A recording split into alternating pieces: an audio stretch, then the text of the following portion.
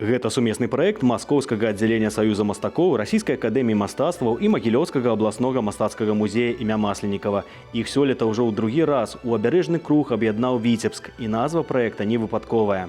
Общая идея выставки – это показать то самое главное начало женственности, то есть создание уюта, материнства, женское тепло, которое делает наш мир лучше.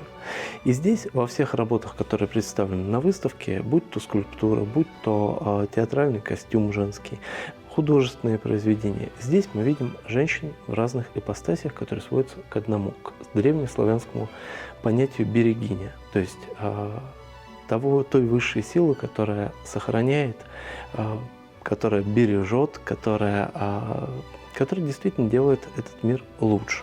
Прадстаўленыя экспанаты знаёмяць з лёсам жанчын на беларускіх і расійскіх землях. Частка расійскіх аўтараў маюць беларускія карані. Напрыклад, сям'я кіраўніка праекта Яны Поклад была больш за 300 гадоў звязана з Магілёўшчынай. Яна прадставіла свае новыя работы: Індыя, прыгажуня Москвы.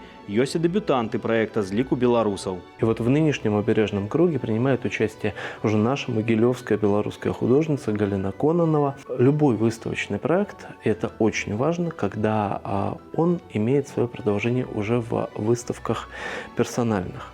И сейчас в филиале Витебского областного краеведческого музея проходит выставка Яны Николаевны Поклад. Это куратор обережного круга, но которая уже сегодня в Витебске выставляется своей персональной фактически выставкой.